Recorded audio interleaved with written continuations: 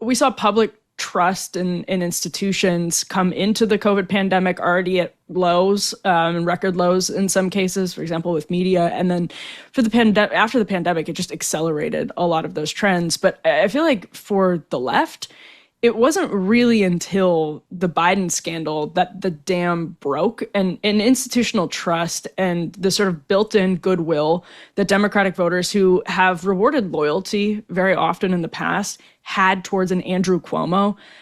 It sounds crazy, but I just feel like there's something to that. I don't know. What do you make of what happened in New York City last night? Well, so I'll give you a preview. I actually have a story about this coming tomorrow morning in Axios, which, a lot of Democrats, prominent Democratic strategists in New York completely agree with what you said. And it goes even beyond that. It goes also to the point of the Democratic establishment of New York City propping up a candidate that their centrist candidate was an older, long-time, Democratic politician.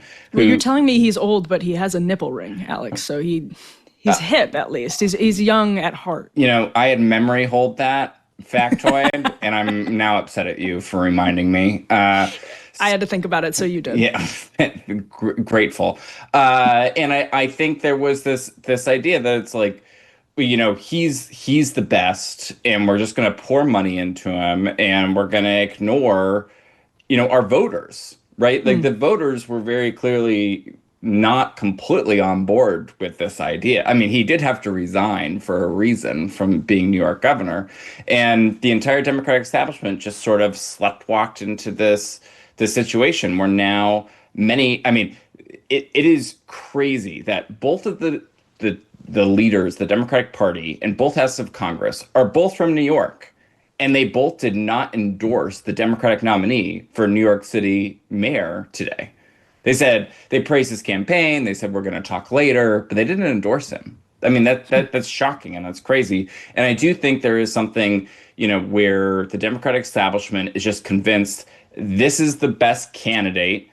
Eat your vegetables, and even as voters are telling you no, you ignore them. And I think that not only happened in 2024 with the lead up to Joe Biden. I think you could also argue it happened in 2016 with Hillary Clinton as well. And so I talked to several strategists today that said, this is a classic Democratic, and also the response from the Democratic establishment today has mostly been, is there any other way we can beat this guy? And a prominent strategist told me it was like, it's a classic example where the day after it's more about lashing out than introspection. And I do think there is like a bit of a culture where they just thought, hey, listen, he has Bill Clinton's endorsement, Michael Bloomberg's, Jim Clyburn, like he's got it. And Jim Clyburn, I was going to say the kiss of death, but I'll say the kiss of success, really. I mean, he was the kingmaker for Joe Biden in 2020, and they were just like, got to bring him in, even though he's a South Carolina representative, going into a New York mayoral race. Yeah, of course. Who could win the New York mayoral race without Jim Clyburn? Let's put this is F4 on the screen. Donald Trump unloaded on Zohran Mamdani today. Did not call him. This was a post on X, so I can't take credit for it. But like, commie Mamdani would have been good. Trump posted on Truth Social, it's finally happened. The Democrats have crossed the line. Zohran Mamdani, a 100% communist lunatic, has just won the Dem primary and is on his way to becoming mayor. He then goes on to say, even our, quote, great Palestinian senator, crying Chuck Schumer, is groveling over him.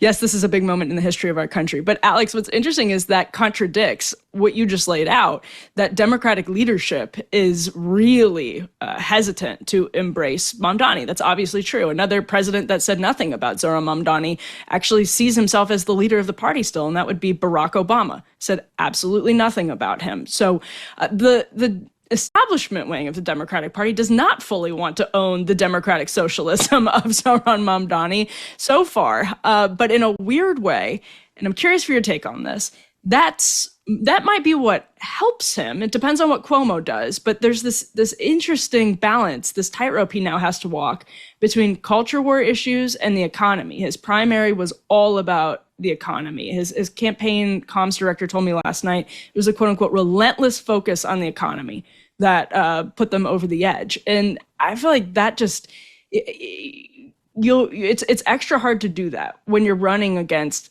a candidate in Eric Adams or candidates that are going to hit you over the head with your old tweets about what was it, like the anti-feminist or like the queer feminism, the racism of the NYPD, like all of those things that just feel like DSA circa 2018. Now you're running for mayor of the whole city. It's going to be a very odd balance for him. Well, and he was able to thread that needle in the primary, in part because there was a flawed frontrunner. And now you have a situation where the Democrats obviously want to win the race, and they have somebody who has all of this. He has his own baggage. Just never tweet, I guess, is really the because there are a lot of tweets that are going to be in every single ad for a long time. But also, as you pointed out, Donald Trump doesn't care that the Democratic establishment is, a little bit wary. He's already saying, oh, they already did it. They already have embraced him, because the Republican Party, lots of parts of the Republican Party would love for him to win, because they believe that the mayoralty would be really tough for national Democrats, and could be used to try to attach his national brand of him and AOC going forward for his entire 4 years.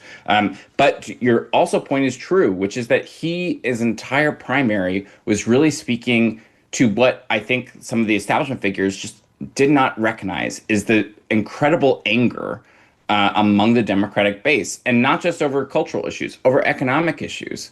And they felt that no other candidate was speaking to them. And so he is going to continue that. And I think you're going to see an affordability focused campaign the next 5 months.